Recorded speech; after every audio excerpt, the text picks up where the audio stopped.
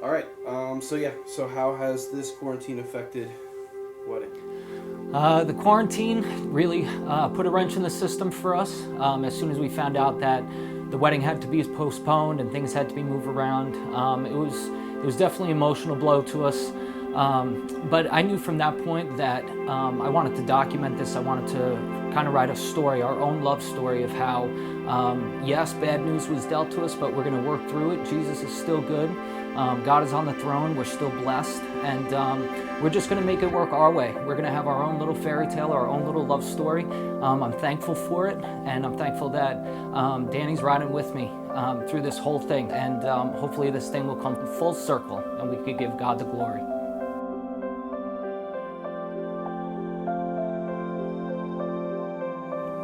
Marrying Dani today is something that I've been looking forward to for 6 years now. She's the best thing to ever happen to me, and I think even in the midst of the pandemic of 2020, through all this bad news, through all this, through the dark times, that she is shining brighter and brighter, and I can't wait for her to be a part of my life in a greater way, for us to do life together, for us to conquer this thing together.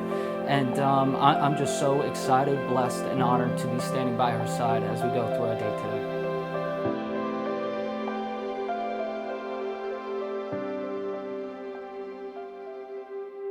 I mean, it's completely affected every aspect of the wedding, and not just the wedding, but our whole lives and everybody's lives in the world.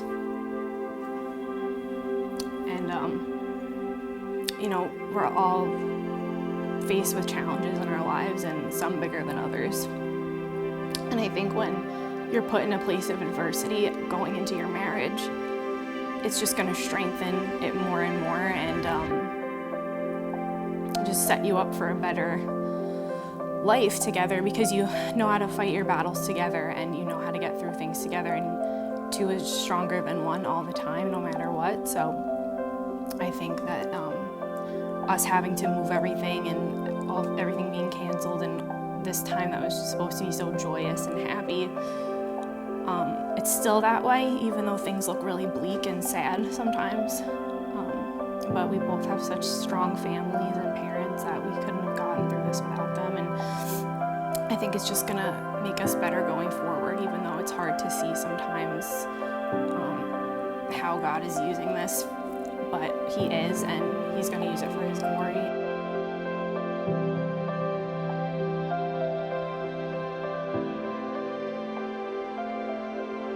Okay, so how do you feel about today's the day? How are you feeling about kitchen? It feels awesome. It feels like the way it's supposed to feel, and even though this is not how we all pictured it, I know that this is how God intended it. And to be getting married to my best friend, he is everything to me, and I'm just so lucky to be with Chris, and I'm lucky to be his wife, and I'm just so happy. Like, despite all of this craziness, I'm just really just so happy. My heart has just never been more filled with joy than it is in this day, and I'm super excited to get married today.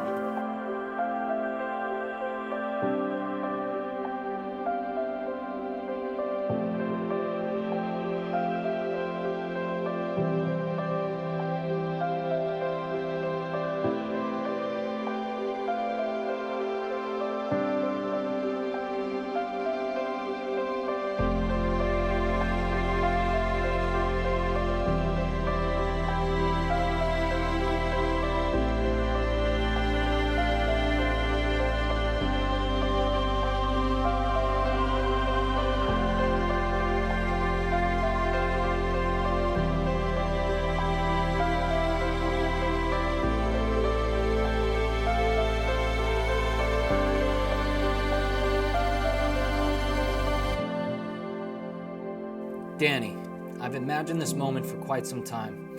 Well, not the circumstances we find ourselves in, but in the moment of whether or not I'd have the right words to express what and who you are to me.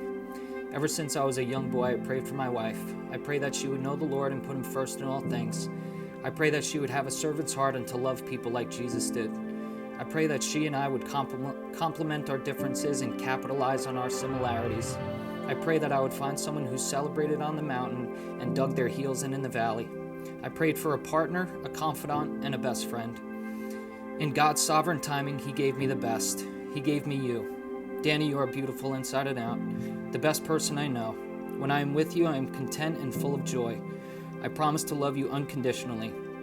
I'm going to serve you and try to give you my best every day without keeping score. Can you believe it? Chris White, not keeping score. I promise to fight for you, to defend you, to uplift you, and believe in you. I want to protect your heart, for when your heart beats, mine does too. Dani, I believe you could do anything you could set your heart and mind to. I promise to put you first and to provide for this family, to be the godly leader that I'm called to be and to guide us through the good times and not so good times. So take heart, because this too shall pass, and we'll look back and tell our kids that we triumphed in times of adversity and that God had His hand over us. So when we're old and gray and sitting on a park bench reflecting on our lives and our family, like the movie Up, let us always think back to this very moment where we made the decision to commit, to forgive, to have and to hold. For in this moment I give you my heart to keep and my hand to hold, for you'll never have to walk through this life alone ever again. I love you. I want to be honest today, as most of us now deserve nothing but just that. Proverbs 16:9 says, "In a heart a man plans his course, but the Lord determines his steps." Quite obviously, today is not what I pictured it would be or where I pictured it would be. Never in a million years would I think we would all be in this situation. Never did I think that a wedding in which the very purpose is to gather your most loved ones and celebrate a joyous union is now an impossibility, mandated by our leaders. Never for one second would nor could I ever imagine this much sadness in one moment that seems to have stopped in time. While this day is certainly not what I thought it would be, the one thing that actually matters, though, is that it is undoubtedly, and with the most certitude, who I thought it would be. I thought it would be someone who not only cradles me in my worst moments, but also sets me free and watches me soar. Someone who values me and appreciates me for all I am. Someone who sees me more than what's on the surface and chips away until he gets to the root. Someone who can look past all my faults and my missteps and see me as God sees me. Someone who validates me but also pushes me to a higher purpose. Someone who believes in me when I doubt my own abilities. Someone who does not seek the approval of man but the approval of God. Someone who selflessly serves others without question or hesitation, and someone who loves me in mind, body, and soul, who leads me with godly wisdom and direction. That's who I thought today would be, and I thought right. When you strip back everything a wedding should be by our society's standards, I don't think many people would be able to answer that honestly. Mark 10:7-9 says, "For this reason a man should leave his father and mother and be joined to his wife, and the two shall become one flesh. So then there are no longer two, but one flesh. Therefore what God has joined together, let no man separate." I want our marriage to engulf this verse. I vow to make it a constant reach to be more like Jesus and to reflect what marriage is truly about, what God intended it to be, a sanctified, holy, unchangeable thing, that which no man can harm. In a world with so many questions and uncertainties and variables we are all facing, even right now amidst this crisis, marriage is one of those things that God has created to be a foundation on which we can stand firm and take hold of all the promises that He's given us. So today, in front of our families and loved ones, many of whom are not physically here but spiritually present, I promise to keep our marriage centered around His holiness. I promise to worship in spirit and truth with you each day.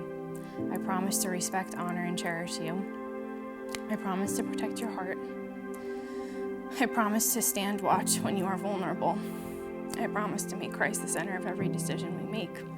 I promise to be a woman of the Word and to remind you who God says you are.